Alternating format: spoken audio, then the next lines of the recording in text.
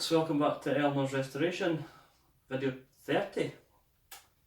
So we've built up the new subframe, a few bits and pieces left to do on that, finishing touches. Stripped the old subframe, you've seen how I got on with that. Now I have, if you remember the parts haul I got, the built up subframe. Not completely built up, I'm just sort of going over it just now. It has no handbrake cables on it. And I think that's pretty much it, although it has been sitting in storage for a number of years, so I'm going to go all over it and check all the bushes. To be honest, I'm probably going to replace the bushes because the price of them, I want to make sure they're perfect. But I'll give you a wee look. You can see just been sitting for a wee while, it's pitted. The drum is loosened off, but it's still binding quite a lot, and it's hard to come off, you know, it's sitting quite tough in there. So I'm going to take nothing for granted. As you can see, it's starting to corrode on the trunnions there and on the trail lamp, so that'll all need wire reeled, wire brushed down and given another coat of paint. This is just that cheapy top coat on there, so that'll all be getting sanded back and some better coats of paint put on that. And yeah, it's just pretty much a case of getting into it all and replacing what I want to replace, so I've got it the way I want it. I've obviously got the Goodridge flexi hoses as part of the kit I got with the front.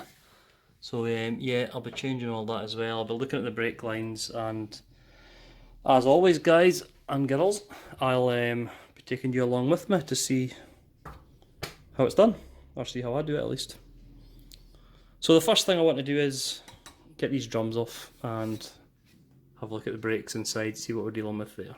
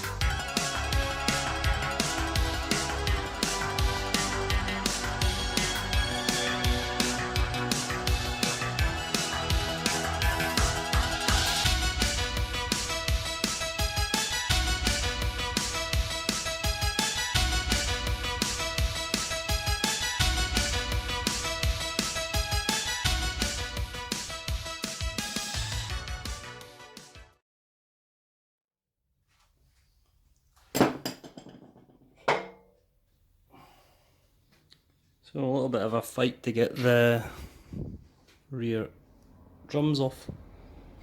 These were pretty seized, and there's bits on the actual brake shoes that weren't great. And this is a brand new drum that's just been sitting.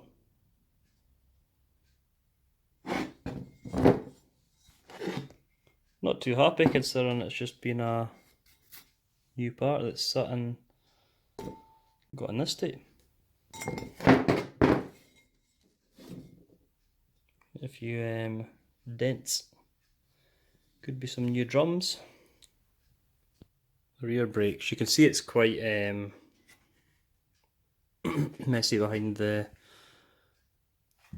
shoes there on the back plate. So what I'm going to do is I'm going to take the shoes off to get them out of the way, and then I'm just going to clean up the back plate with some brake cleaner. If you ever wondered how the handbrake cable works, the handbrake cable goes over there and it's pulled this way like that. And as I pull that, what it does is it forces the shoes. Using this here, and that's what locks it in place.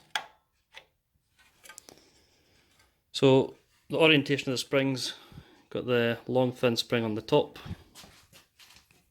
held in here, and here, and this spring on the bottom held in here, and here.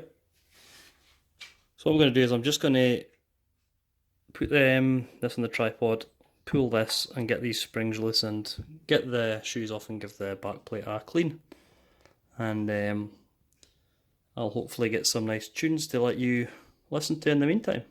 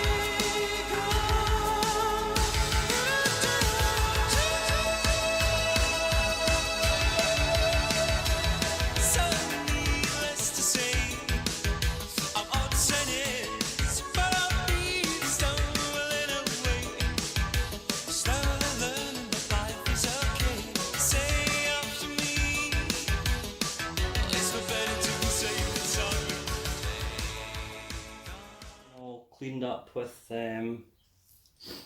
just your brake cleaner. Handbrake mechanism, this just goes through the hole here.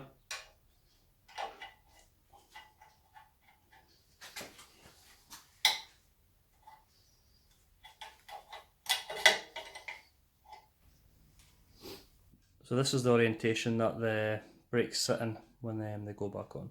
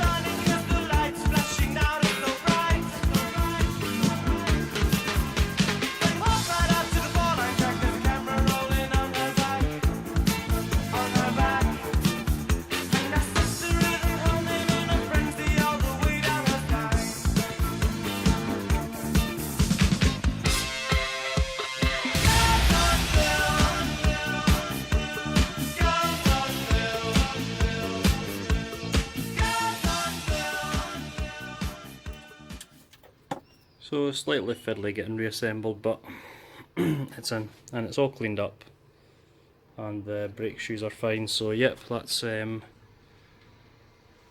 ready to go. Right, I've managed to get the subframe up on the bench so I can do the rest of the work up there. I'm going to move on to this drum here. You've seen the other side gave me a wee bit of hassle coming off, and it was just down to rust on the bolts. So what I'm going to do, the adjuster here I'm hoping is going to free the drum off, but we're going to see. So what I'm going to hopefully need for the job is a rubber mallet. pry bar and my special brake starter. So to adjust this, it's the same as any bolt. As you're facing it, you're looking at clockwise to tighten and anti-clockwise to loosen. So because we're loosening it, we're anti-clockwise. And you would expect with these parts for it to be fairly loose, because it shouldn't be covering all the rust that comes with a working vehicle or a moving vehicle.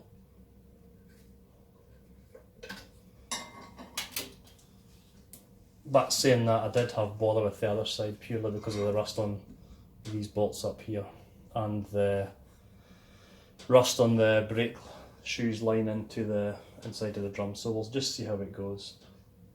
Have to obviously be a bit more careful with these parts because I am reusing all of these, so I can't just take the angle grinder to it if I get annoyed.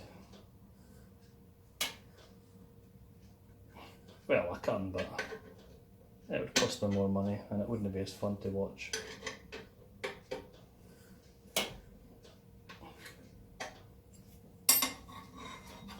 Yeah, that's not really doing anything for the brakes, so it's probably going to have to be the pry bar as per the other side.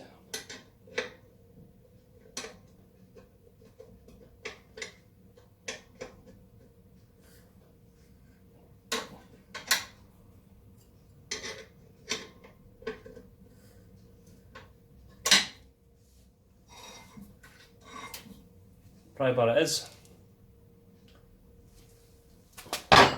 Give it a couple of taps with the rubber mallet. If there is any brake rust to break free, this will hopefully help without damaging the drum.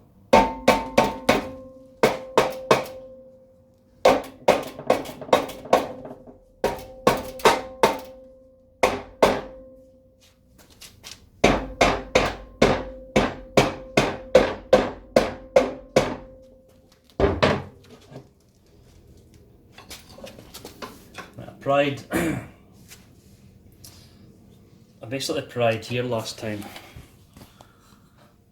using the centre bit as leverage, so that I basically put it in here and used this to lever it out, because this is a lot more stronger than this disc shield or the back plate. It'll bend a lot easier, so I tried to minimise using that as much as I can, and when I did I was just obviously careful.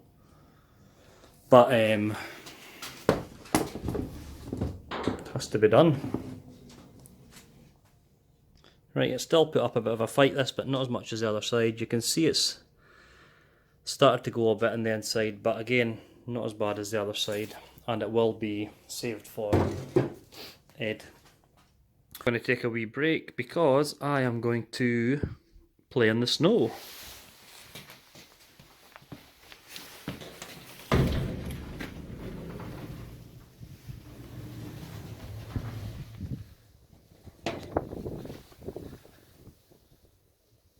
Fantastic. Let's go and have some fun.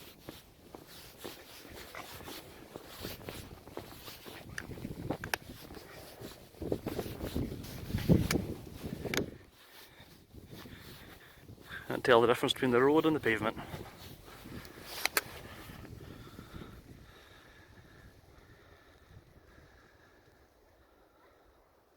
Come on, Blue.